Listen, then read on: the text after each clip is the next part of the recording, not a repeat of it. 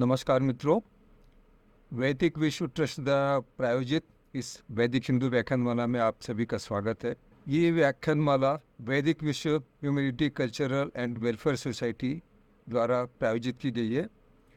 ये ट्रस्ट परमाणु ऊर्जा विभाग मुंबई के वैज्ञानिकों एवं इंजीनियरों द्वारा वैदिक ज्ञान के प्रचार प्रसार के लिए संचालित की जाती है। इस वैदिक व्याख्यानमाला का प्रस्तुतकर्ता मैं हूँ, तुषार मुखर्जी। मैं परमाणु ऊर्जा विभाग में भूतपूर्व वैज्ञानिक अधिकारी के रूप में काम कर चुका हूँ। अब प्रश्न उठता है कि वैदिक हिंदू व्याख्यानमाला क्यों? आज हम देखते हैं कि हिंदू धर्म के बारे में इतनी ज़्यादा कन्फ्यूज़न है, इतनी ज़्यादा भ्रम फैला हुआ है, और जिसको जैसा मन में आता है वो हिंदू धर्म के बारे में व्याख्या करता है, जिसका कि कोई आधार नहीं रहता है। हिंदू धर्म या सनातन संस्कृति का जो आधारभूत ग्रंथ है वो है वेद, उपनिषद, दर्शन ग्रंथ और भगवद गीता। क्योंकि हम बहुत सारी ऐसी बातें, ऐसी भ्रमात्मक बातें देखते हैं जो हिंदू धर्म के बारे में बताई जाती, फैलाई जाती है, जिसका कि कोई वैदिक आधार ही नहीं है। इसके लिए हम लोग एक अंतर्राष्ट्रीय अभियान चला रहे हैं जिससे कि प्रत्येक हिंदुस्तानी को जागृत किया जा सके, उसको वैदिक ज्ञान, वेद, उपनिषदों और भगवद गीता के ज्ञान से उसको जागृत किया जा सके, जिससे कि वो हिंदू संस्कृति के बारे में सबको बता सके, हिंदू संस्कृति का दायित्व ले सके और वैदिक हिंदू समाज के लिए मार्गदर्शक बन सके। आज जो हम प्रश्न ले रहे हैं एक बड़ा महत्वपूर्ण प्रश्न है। प्रश्न है कि ईश्वर निर्गुण निराकार है या तो साकार है? हमारी वैदिक मान्यता क्या है? क्योंकि पूरी दुनिया में सबने यही फैला रखा है कि हिंदू धर्म बोलो तो सिर्फ मूर्ति पूजा होती है। तो आज हम देखेंगे कि वैदिक ग्रंथों में इसके बारे में क्या बताया गया है। सबसे पहले हम भगवद गीता का एक श्लोक लेते हैं। इसमें बताया गया है, श्री भगवान उवाच मम एव अंश जीव लोके जीवभूत सनातन मन षष्ठानि इंद्रियाणि प्रकृति स्थानी कर्षति। भगवान श्री कृष्ण ने कहा है कि इस जीव जगत में ये जो जीवात्मा है वह वस्तुतः प्रकृति तत्वों से निर्मित देह में स्थित हुई मेरा ही सनातन अंश है, जो कि मन सहित 6 ज्ञान इंद्रियों को आकर्षण करता है और उन इंद्रियों को कर्म के हेतु प्रेरित करता है। तो यह ध्यान देने की बात है कि हमारे अंदर जो आत्मा है वो ईश्वर का अंश है। अभी एक और कठोपनिषद का हम एक श्लोक देखते हैं जिसमें कहा गया है, एषः सर्वेषु भूतेषु गुणोत्पा न प्रकाशते दृश्यते तु अग्रया बुद्धया सूक्ष्मया सूक्ष्मदर्शी भी। इसमें कहा गया है कि ईश्वर इन सब भूतों में, अर्थात भूत क्या है, जो जड़ एवं निर्जीव पंचभूत है, और चेतन प्राणधारियों में जो आत्मा है, इन सब में अंतर्निहित हुआ रहता है, जो कि प्रकट नहीं होता। ईश्वर इन सब में, जड़ निर्जीव में भी और चेतन में भी अंतर्निहित हुआ रहता है, प्रकट नहीं होता है। और सूक्ष्मदर्शी लोग अपनी अग्रगामी सूक्ष्म बुद्धि से, अर्थात जो उनकी उन्नत बुद्धि है, जो ज्ञानी पुरुष है, वो उस ईश्वर का दर्शन करते हैं, अपने अंदर ध्यान समाधि के द्वारा दर्शन कर लेते हैं। अतः हम देखते हैं कि भौतिक पदार्थ जिसमें कोई चेतना नहीं होती वह भी ईश्वरीय तत्व के रूपांतरण से बना होता है, और प्राण अथवा चेतना भी ईश्वरीय तत्व से बना होता है। अब हमने देखा कि जो जड़ है वो भी ईश्वरीय तत्व से बना हुआ है, और उसमें भी ईश्वर समाहित है, और जो चेतन है उसमें तो ईश्वर समाहित है ही, अंतर्निहित ही है।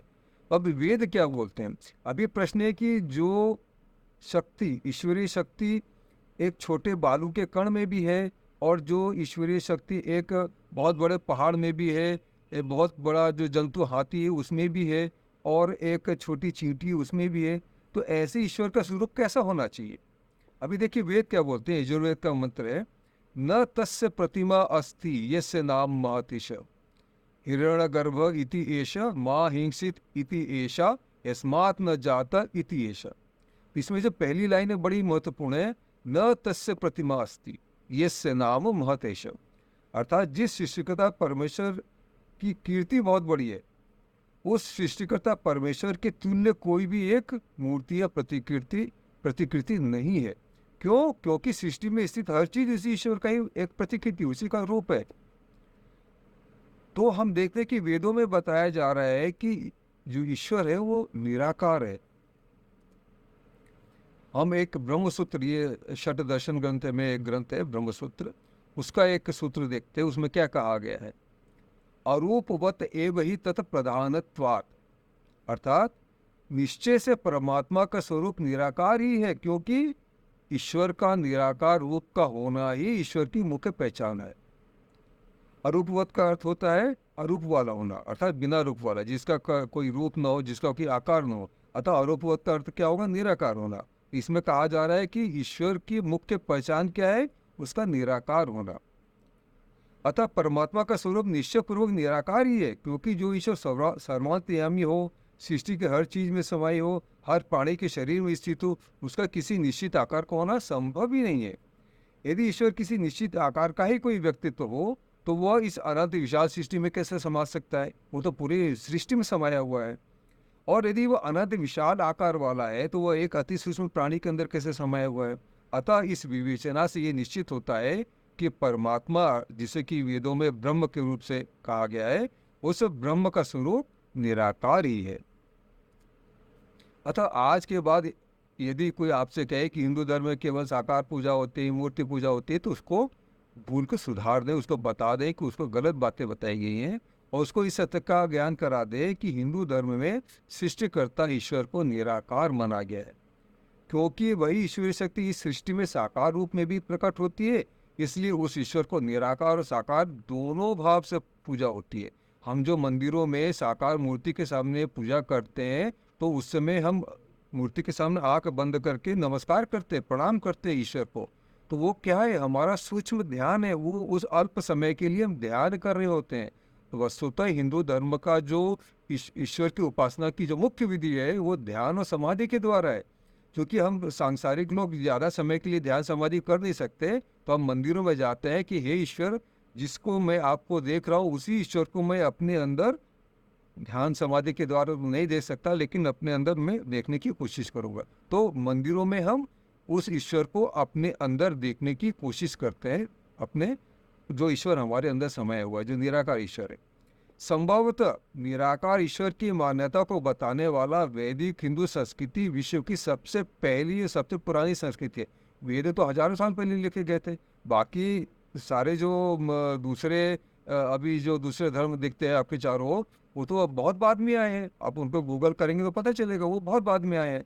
इसलिए इस बात की बहुत संभावना है कि विश्व के जो अन्य संप्रदायों ने निराकार ईश्वर की अवधारणा जो ली है, वो भी उन्होंने वैदिक हिंदू संस्कृति से सीखी होगी।